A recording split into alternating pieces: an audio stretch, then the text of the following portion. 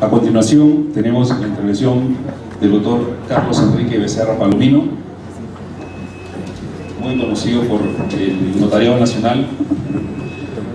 El doctor Becerra, hace muchos años, en su labor como abogado, trabajó aquí en la ciudad de Huaraz, después del terremoto del año 1970. El doctor Becerra, miembro del Consejo de Dirección y de la Comisión Consultiva de la Unión Internacional de Notariado, presidente del 27º Congreso Internacional, realizado en la ciudad de Lima, decano de la Facultad de Derecho de la Universidad Católica Sedes Sapientae, Lima, profesor de la Pontificia Universidad Católica del Perú, profesor extraordinario de la Universidad Argentina, ha sido decano en 3 ocasiones del Colegio de Notarios de Lima, también presidente de la Junta de Decanos de los Colegios Notarios del Perú. Obtuvo el Premio Nacional de Cultura en Derecho, presidente de la Escuela Permanente de Derecho Registral y Notarial, miembro de la Academia Notarial Americana. Dejo con ustedes al doctor Carlos Enrique Becerra Palomino, que nos va a tratar el tema los adelantos tecnológicos y la ética notarial.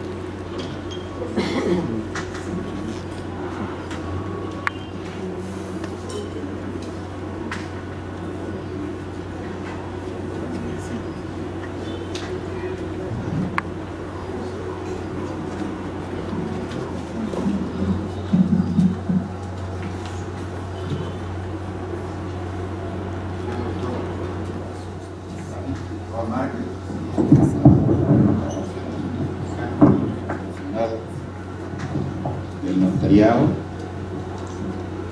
doctor Freddy Otaro La Peñaranda, decano del Colegio de Notarios de Ancash,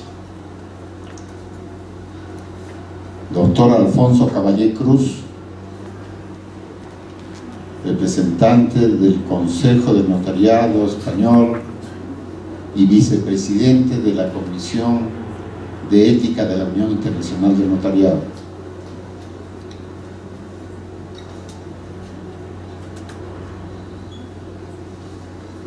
Doctor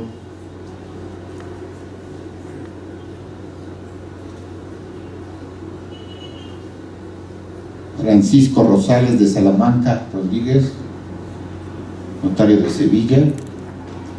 Doctora Ana María Ramírez Eula, presidenta de la Asociación de Escribanos de Uruguay. Doctor Mario Romero Valdivieso, presidente del Grupo de Trabajo sobre el Lavado de Activos de la Unión y presidente de la Academia Notarial Americana.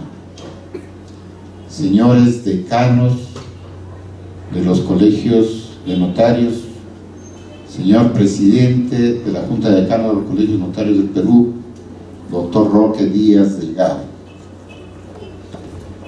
Quiero, en primer lugar, agradecer al Colegio de Notarios de Ancash y al mismo tiempo felicitarlos por la organización de este importante Congreso Nacional, pero además felicitarlos porque justamente este tema de la deontología es un tema que normalmente no se viene tratando en los certámenes que se están organizando en el país. Y en ese sentido me parece muy bien que el Colegio de Notarios de Ancash haya optado por encargarme este tema con la finalidad de motivar a los distinguidos colegas en relación con este importante tema. Valé de Goytisolo decía que en cualquier otra profesión la ética puede no ser indispensable, pero tratándose del notario, la ética es fundamental. Yo quiero expresarle al doctor Freddy Otárola mi profundo agradecimiento por sus generosas palabras relacionadas con mi persona el día de ayer. Creo que en el fondo esas palabras obedecen más que a mis merecimientos, a el afecto y la amistad inalterable de tantos años. Y es verdad que a los inicios, o que en los inicios de mi desempeño profesional, vine a trabajar en Huaraz, en la Comisión de Reconstrucción de la zona afectada por el terremoto del 31 de mayo de 1970, donde murió tanta gente en el Perú. Y vinimos con el mayor entusiasmo, trabajando sábados y domingos, porque inicialmente la población nos miraba con desconfianza. Cuando vieron que trabajábamos de sol a sol para reconstruir la zona, cambiaron la mirada hacia nosotros. Y después me tocó hacer la ley del Organismo de Desarrollo para la Zona Afectada del 31 de mayo de 1970, que me parece ha debido ser tomado como base para un proyecto de regionalización en el país. Lamentablemente no ha sido así. Por tanto, yo quiero pues reiterar mi agradecimiento al doctor Otárola y también reiterar mi agradecimiento al doctor David Figueroa, presidente de la Comisión de Asuntos Americanos, porque siempre está apoyando al Perú.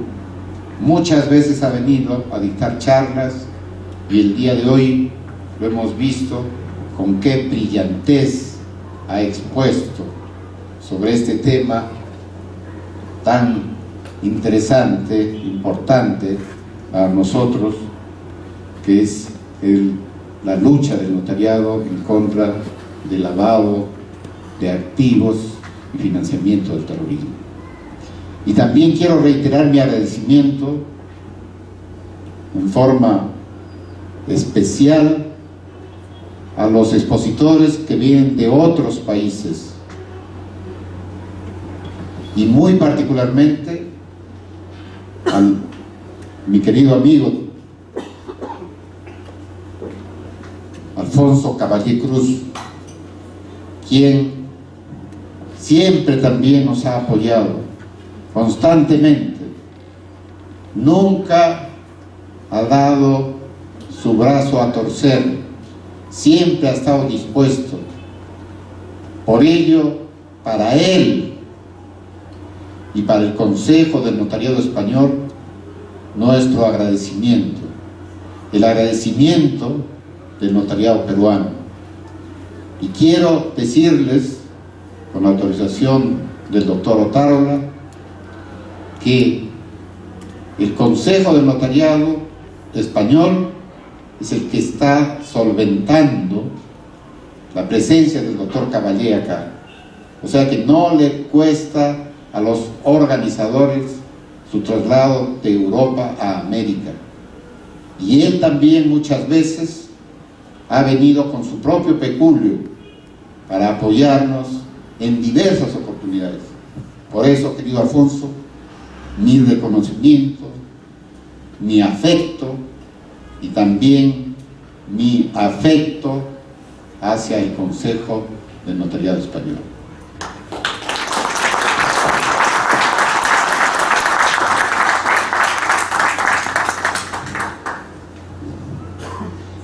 Mi exposición va a constar de dos partes. Una primera parte relacionada con los adelantos tecnológicos y otra relacionada con el Código Deontológico de la Unión. Yo quiero comentarles que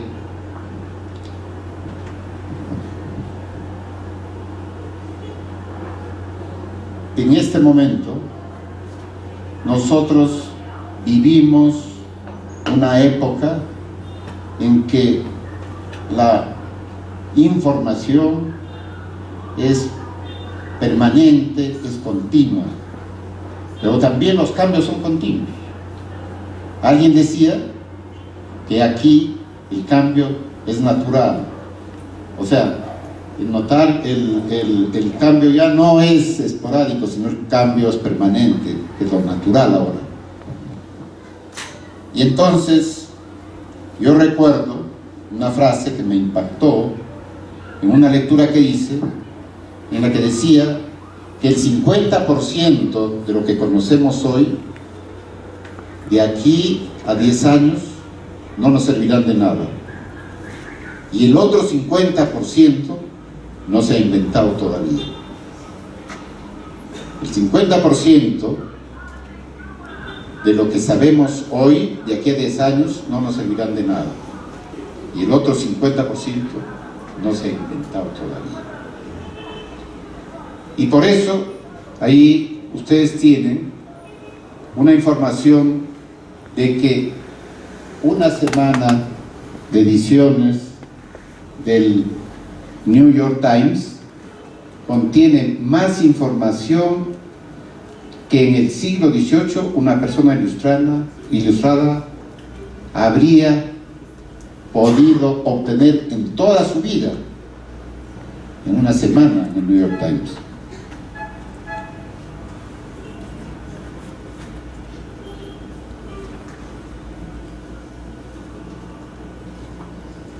No sé qué pasa.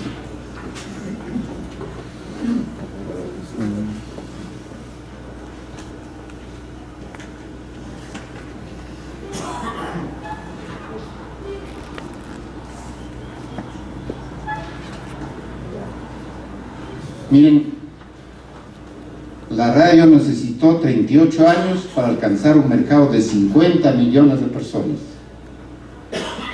La TV, 13 años. El Internet, 4 años.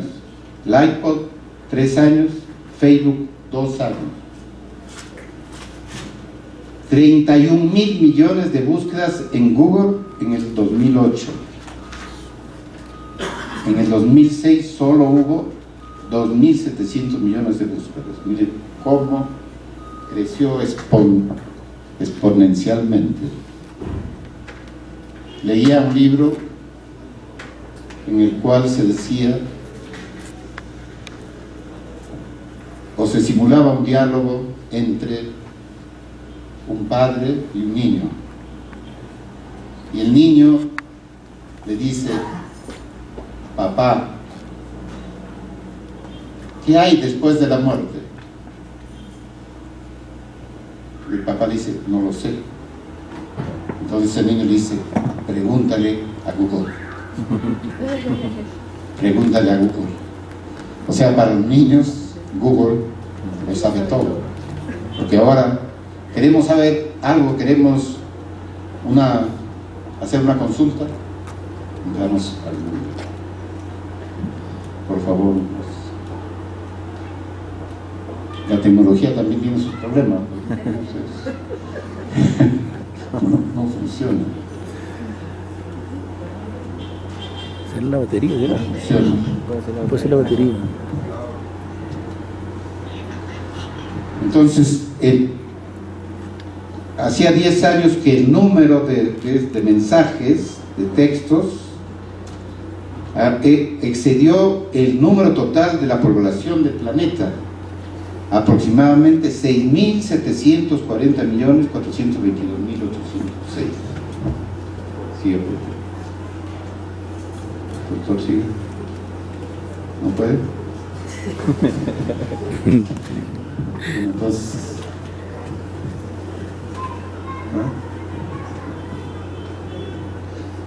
Alan Touch decía que en 40 años aproximadamente se lograrán nuevos y más rápidos avances, debido a que los científicos e ingenieros están trabajando en 4 campos: 1, computadoras; 2, robótica; 3, nanotecnología; y 4, exploración espacial. Ahí tiene, por ejemplo, la construcción de una supercomputadora que excede la capacidad del cerebro humano y que se piensa que costará el precio de una laptop.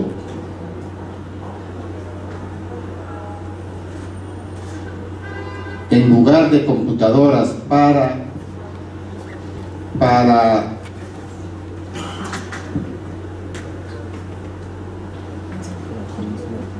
mejor yo creo que voy a tomar de acá de mi, porque no está,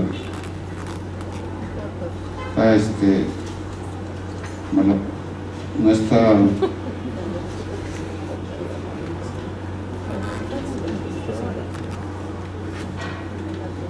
Ahí tienen ustedes: científicos han podido simular en tiempo real el funcionamiento de toda una parte del cerebro humano. Esto es a febrero del 2009. Las computadoras personales del futuro, en lugar de diseñar máquinas que se ajusten al cuerpo humano, la próxima generación diseñará máquinas que encajen dentro del cuerpo, de modo que se redefinirá la anatomía humana y aquello de lo que es capaz. Computadoras equiparables a humanos. Robert Freitas estimó que para el año 2021, o sea, ya dentro de muy poco tiempo, computadores equiparables a humanos costarían un simple $1, lo cual significa que comenzarían a aparecer en los juguetes de los niños y como insertos en las revistas. ¿Qué es la nanotecnología? La nanotecnología es la reducción la millonésima parte de un milímetro. Ahí tenemos, por ejemplo, tenemos un cabello. En una imagen que tenemos ahí, tenemos un cabello, y el cabello, para que ustedes se den cuenta, es pues enorme frente a lo que es un nanómetro. ¿Para qué sirven los ahí está, ve, lo del cabello? ¿Se dan cuenta? Un nanómetro es la 1000.000.000ésima parte de un metro, o millonésima parte de un milímetro. Ahí está, ese es un cabello, y miren. Entonces, incluso James Tour de Rice University ganó el premio de nanotecnología 2008 tras 8 años de investigación. Construyó un mini vehículo que mide 4 nanómetros, es decir, se podría poner 250 millones de ellos lado a lado en 1 metro de distancia. Según su inventor, la idea es demostrar que es posible hacer vehículos a esta escala y poder controlarlos a su antojo para llevar nanobytes. Alan Touch también dice que hasta donde podemos decir hoy día, pronto será perfectamente factible para nuestra civilización construir máquinas inteligentes para explorar la galaxia. Igual que dentro de 40 años nuestra civilización será capaz de enviar sondas robot de poco peso a las estrellas cercanas. ¿Estamos entonces ante una sociedad de información o estamos ante una sociedad del conocimiento? Para Castells, que es un experto en internet,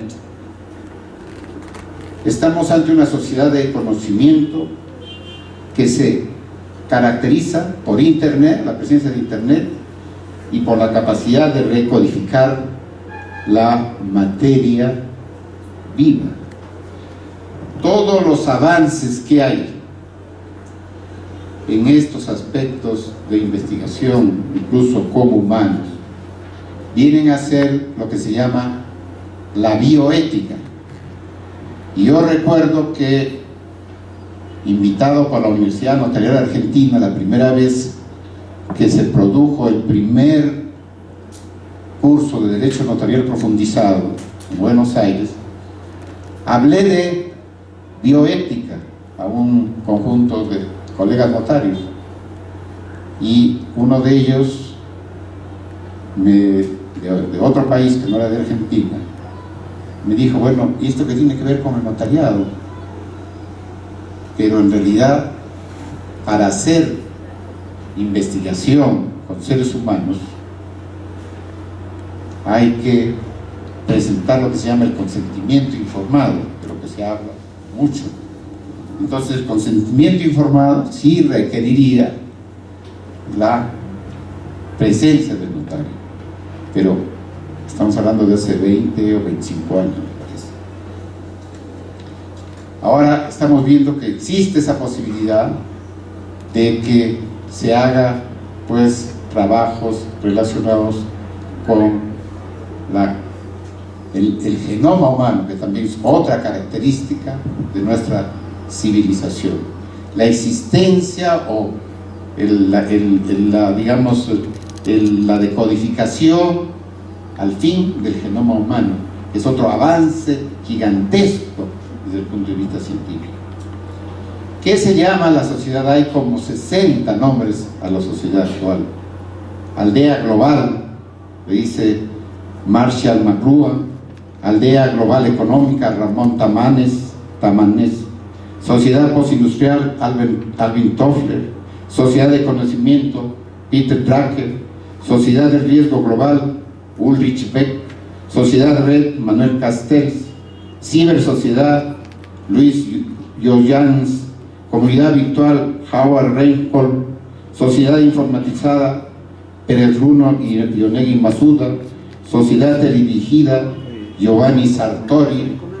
Sociedad digital, José III. Y así una serie de nombres se le da a esta sociedad que estamos viviendo, a este momento que estamos viviendo.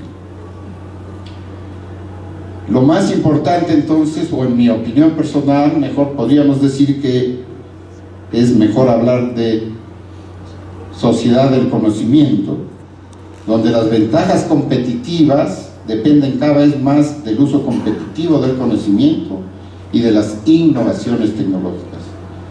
Esta centralidad hace del conocimiento un pilar fundamental de la riqueza y el poder de las naciones, pero a la vez estimula la tendencia a su consideración como simple mercancía sujeta a las reglas del mercado y susceptible de apropiación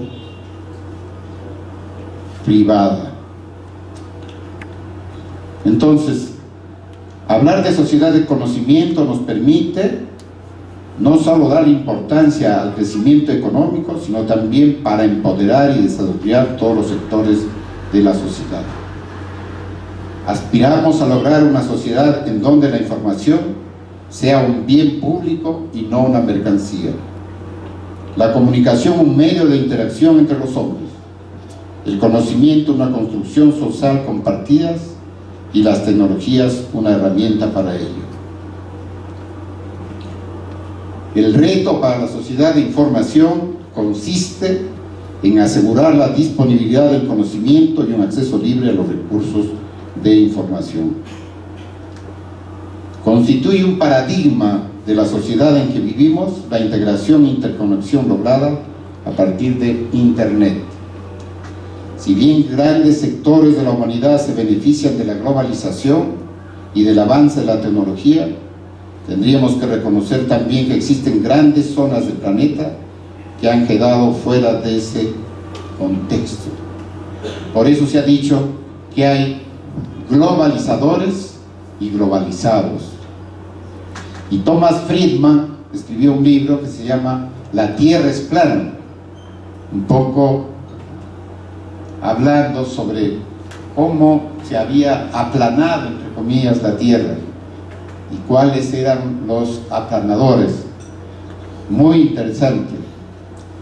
¿Cuál debe ser el rol del derecho y del notariado en esta época de información, de conocimiento, o como quiera llamarse. La ciencia y la tecnología siguen su curso. No podemos dar una ley que diga que no se avance desde el punto de vista científico, desde el punto de vista tecnológico. Por lo general, la ciencia y la tecnología están más adelantados que el derecho. El derecho viene a la saga. El derecho viene a legislar situaciones que desde el punto de la ciencia y la tecnología están ya consideradas, pero que no han merecido una sanción desde el punto de vista legal, desde el punto de vista normativo.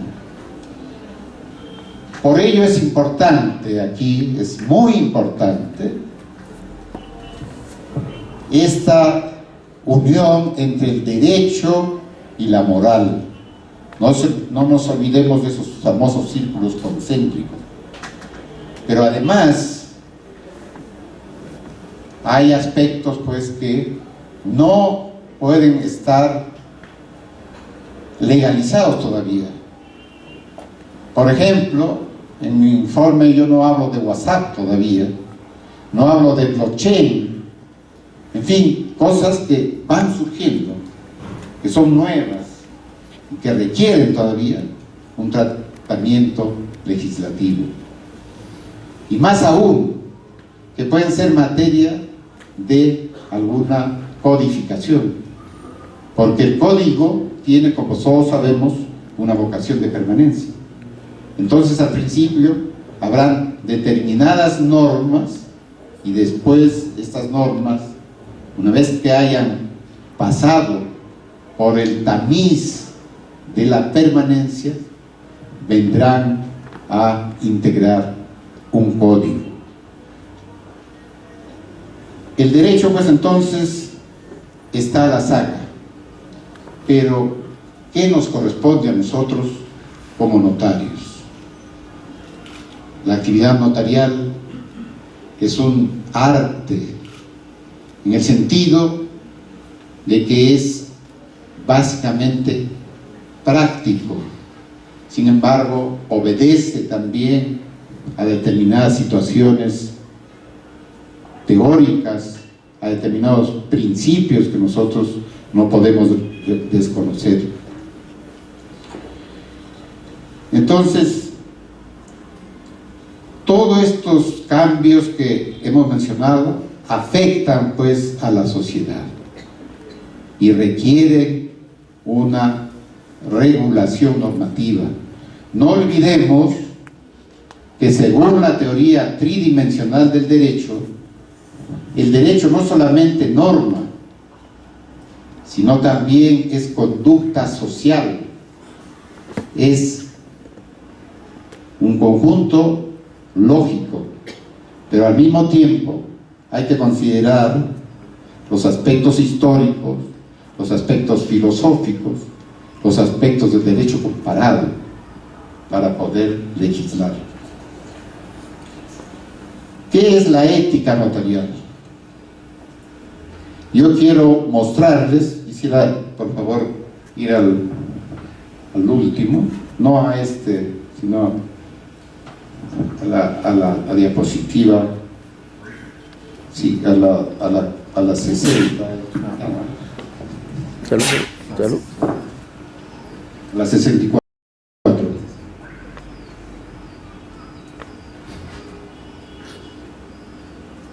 Quiero mostrarles cómo era el primer código de ética del Colegio de Notarios de Lima.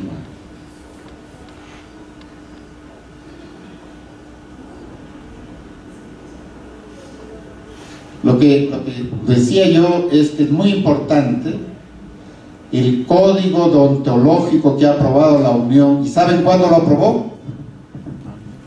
Lo aprobó el año que se hizo el Congreso Mundial de Notaría Internacional del Notariado aquí en Lima, el año 2013. La Comisión deontológica presidida por Juan Ignacio Gomesa, fue la que presentó. Miren ustedes cómo estaba o en qué consistía el código de ética del Colegio de Notarios. Y sin embargo, en esa época, los notarios eran, en Lima, en el Perú, eran muy respetados. A nosotros nos nombraron una comisión presidida por el doctor Elvito Rodríguez, que entregamos otros notarios, entre ellos yo. Nos tocó hacer después el proyecto del Código de Ética del Notariado Peruano, que fue aprobado por decreto supremo. Por favor, síguenla. En el código que les digo, se hablaba ya, y destaco este artículo octavo, afecta a la ética profesional, a la competencia desleal. B. Toda clase de propaganda que contribuya a exaltar el servicio profesional por cualquier medio publicitario, con excepción de avisos que se limiten a enunciar el nombre del notario, su dirección, horario de trabajo o alguna referencia que el buen criterio de ética profesional no lo impida. Miren ustedes, ya en ese código de ética nuestro ya estaba esta disposición relacionada con la publicidad, sobre lo que quiero incidir también significativamente.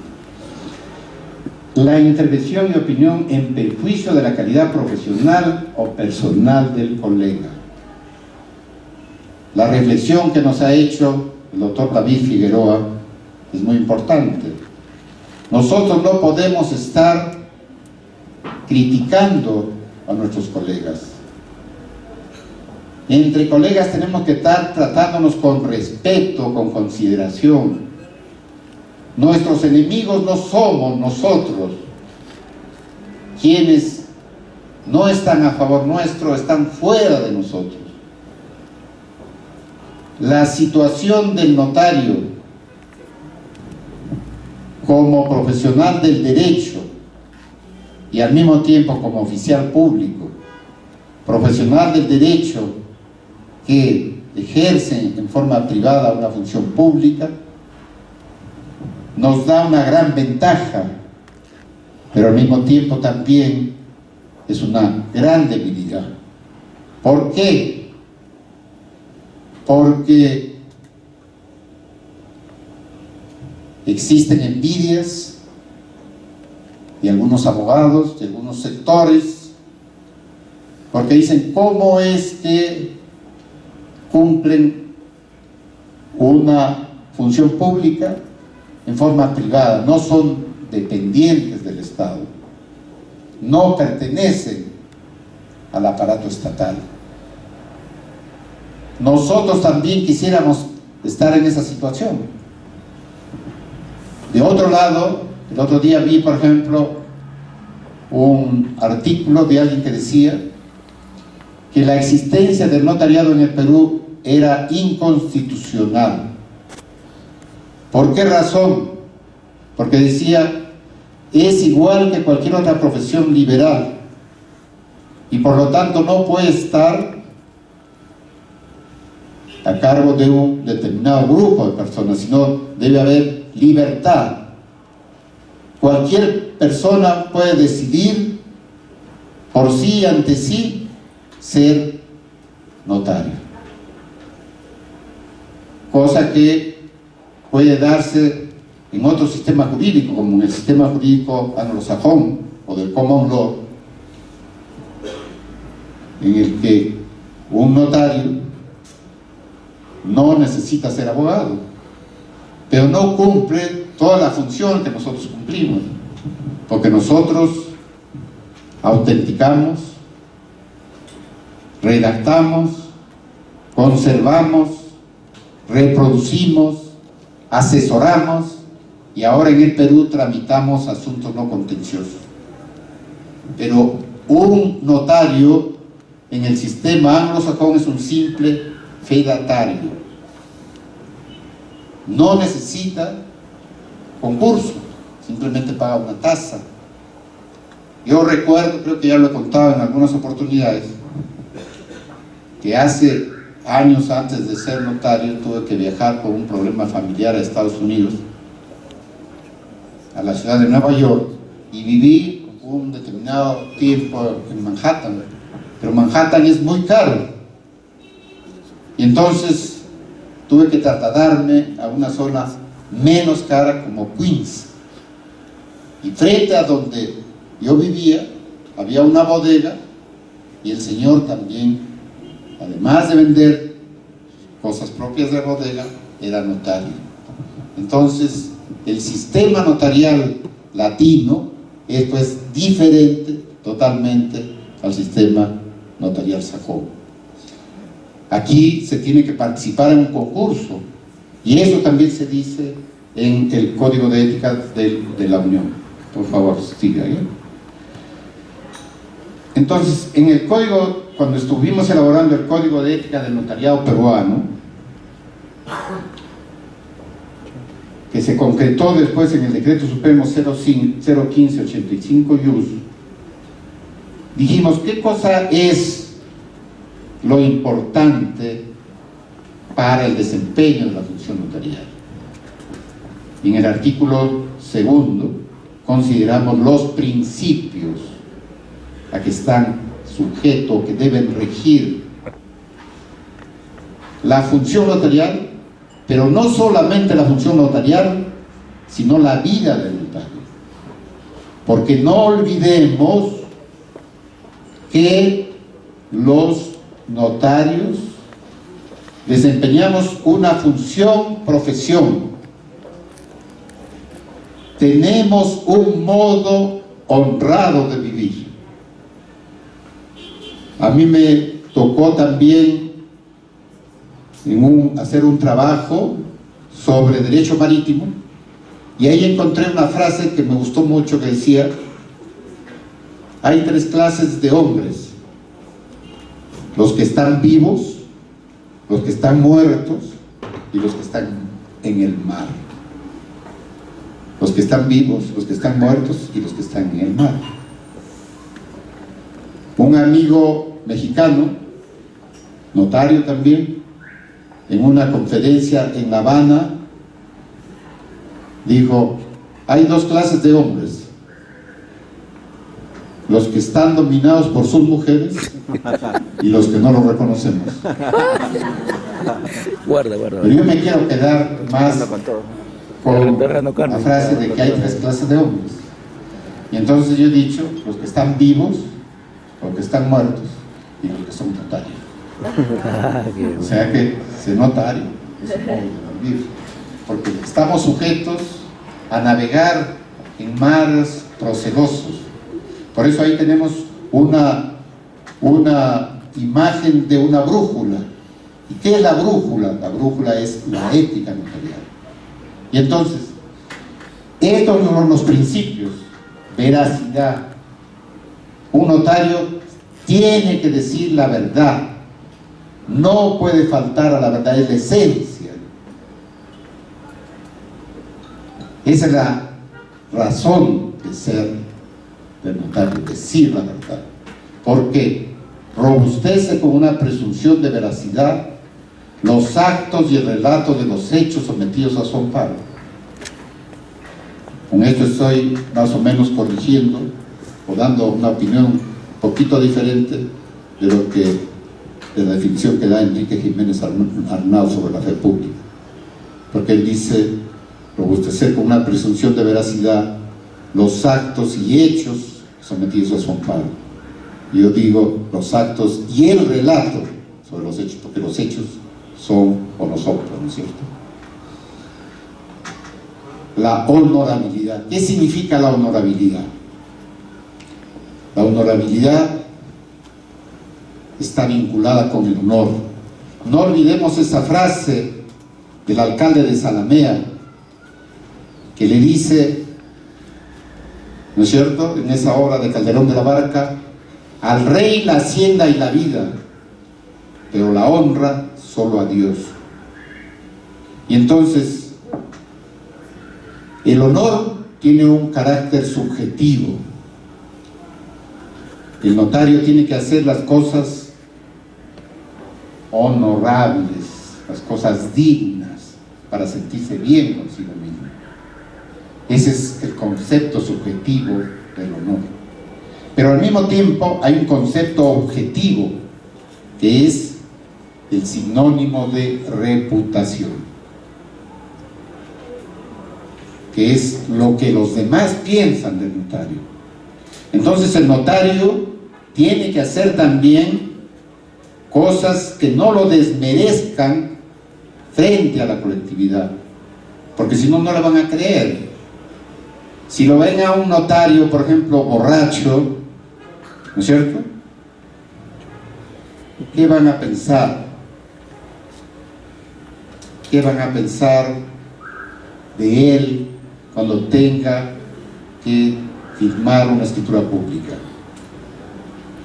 O si está drogado. El notario entonces tiene que hacer cosas honorables, cosas dignas. Objetividad, el notario tiene que decir lo que ve y oye, ¿no es cierto?, lo que percibe por sus sentidos. El notario tiene que ser imparcial, pero esa imparcialidad, de acuerdo a lo que dice el Código de Ética del Notariado de la Unión, tiene que significar también ayudar o orientar o asistir o informar a las personas que están más débiles desde ese punto de vista en la contratación. Diligencia. El notario tiene que ser diligente, tiene que actuar proactivamente, no puede ser negligente. El Código de la Unión dice: debe actuar como un excelente profesional, como un excelente profesional. Ese es el Código deontológico de la Unión. Y finalmente, respeto a la dignidad y derechos de las personas, a la Constitución y a las leyes. Estos principios me parece que son importantes, a los que yo le agregaría, en ese momento no se me ocurrió, pero yo le agregaría ahora el principio de solidaridad. Solidaridad con sus propios colegas y solidaridad también con la gente, con la población, con los sectores menos favorecidos. Bueno, me están pasando tarjeta roja, así que voy a cortar. Estos principios entonces orientan fundamentalmente la acción también privada del notario. Seguimos, por favor. Al siguiente. Bueno, este es el artículo 7º que dice nuestro código sobre qué afectan a la ética del notario. Y yo me quiero concretar ya a leer algunos aspectos o informarles de este código deontológico y reglas de organización del notariado, que tiene 3 partes o hasta 4 partes, ¿no? Y dice, pase por favor a la siguiente, la 34.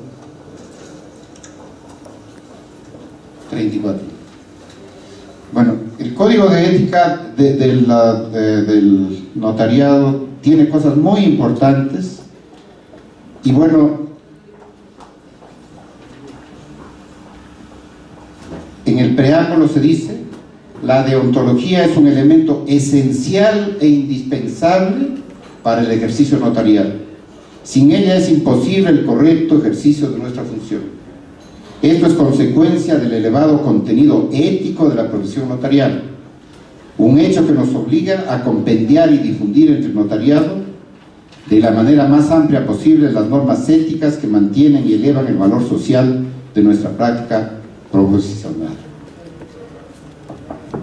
Juan Francisco Delgado de Miguel, a quien conocimos, quien también tuvimos el honor de ser amigos, digno notario español, decía: pero al hablar de deontología no hablamos de abstracciones ni de teorías, sino de principios imprescindibles para la eficacia y la pervivencia misma de la función notarial. El valor de la certeza y la seguridad jurídica son un medio para alcanzar el fin último del derecho a la justicia, y es precisamente por esa razón que la ética es un imperativo categórico.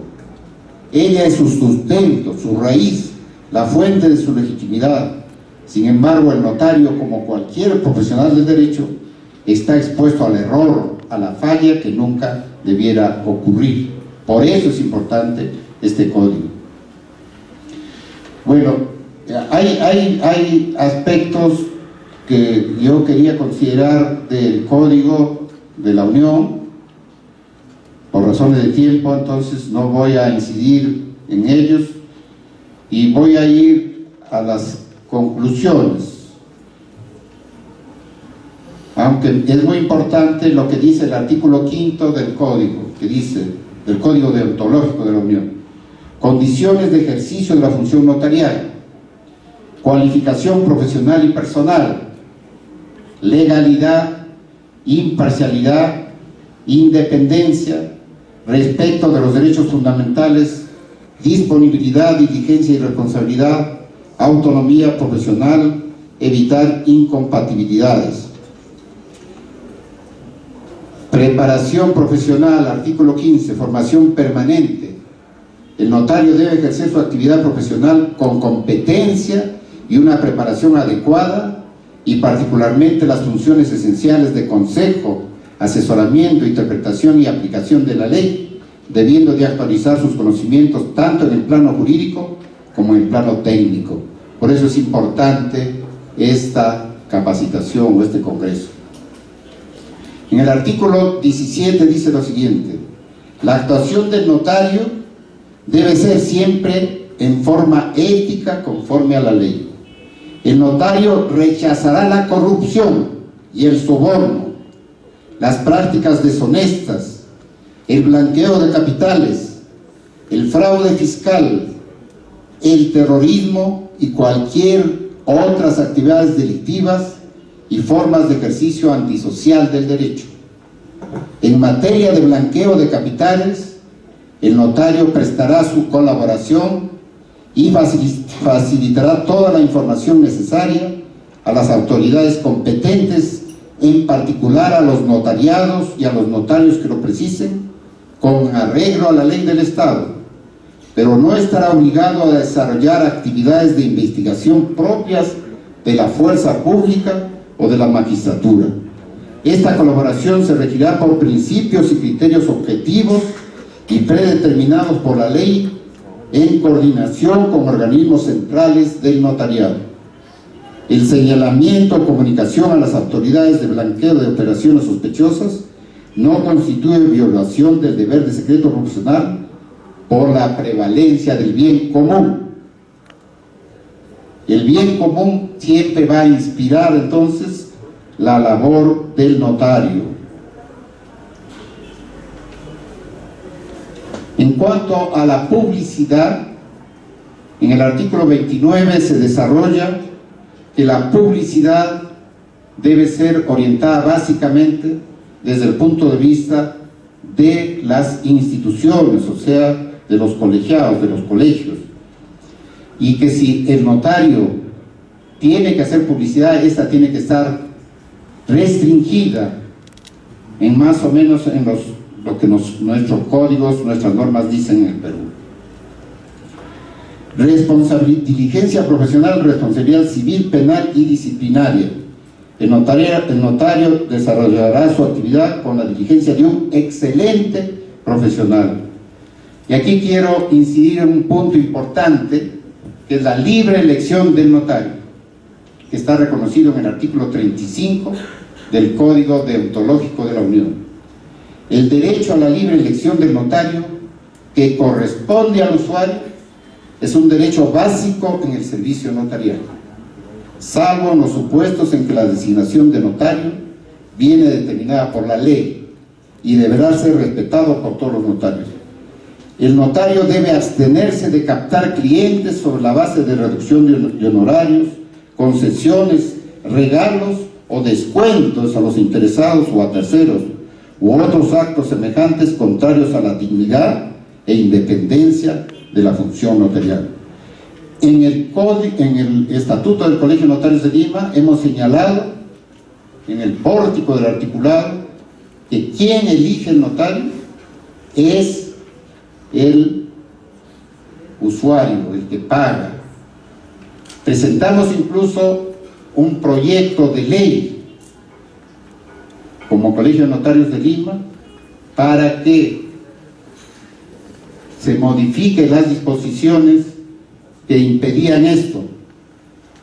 En la Comisión de Defensa del Consumidor ganamos, pero después se archivó por la presión de los bancos, y después tengo entendido que el doctor Romero también presentó un proyecto de ley, y ahora hay un congresista que ha presentado un proyecto de ley para que se reconozca esta posibilidad de que el cliente, el que paga, sea el que puede escoger el notario, no los bancos. Porque los bancos dicen, trabajamos con tal notario o tales notarios. Que sea una cosa en la que todos puedan participar. No puede haber acaparamiento. Eso es antiético.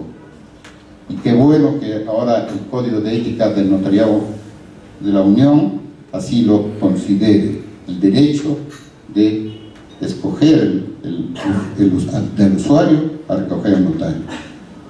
En el artículo 48 dice: derecho a la intimidad y secreto profesional. El notario debe respetar el derecho a la intimidad de las personas y tiene el derecho y el deber de guardar secreto profesional y confidencialidad, atendiendo al bien común e interés general de la sociedad. El secreto deberá cuidarse de modo especial en los documentos electrónicos, con procedimientos y medios de seguridad que garanticen la conservación y lectura futura de los mismos y eviten su copia, vaciamiento, difusión o publicidad. Aquí yo quiero hacer una acotación. Me parece que el código no ha considerado el derecho de autodeterminación informativa, porque el derecho de la intimidad es un derecho preinformático. Ahora se habla de derechos de autodeterminación informativa o de protección de datos personales, porque es tanta la información que existe que una persona tiene derecho a saber qué se dice de ella, de los bancos. Todo un problema que hay un artículo que publiqué yo en el libro El Derecho frente a la Ciencia y la Tecnología, que se llama el Internet, Nuevas Tecnologías y el Derecho de Autodeterminación Informativa. Bueno, voy a darle lectura simplemente a mis conclusiones para terminar.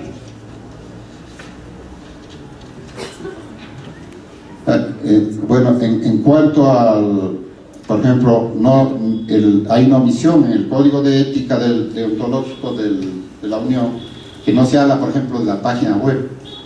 En nuestra legislación sí ya se habla de la página web, y yo sugeriría ahí, por ejemplo, una modificación del artículo 7º de nuestro Código de Ética.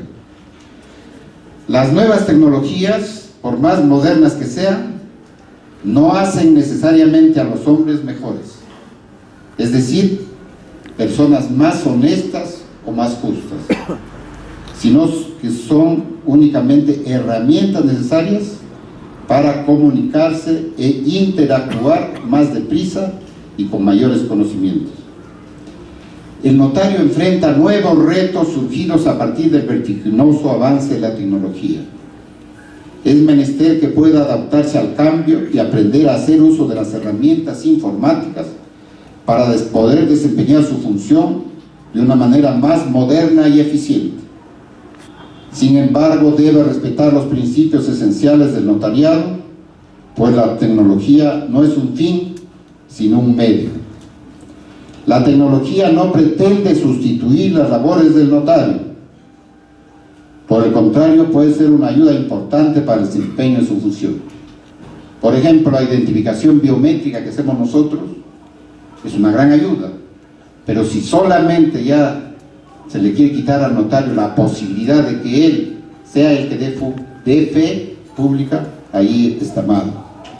La sofisticación de la inteligencia artificial nunca podrá sustituir al juicio de capacidad, libertad, conocimiento, asesoría, labor de asuntos no contenciosos y otra labor complementaria del notario, pues requieren de exámenes de conciencia basados en conjeturas ético-morales y no solamente de datos.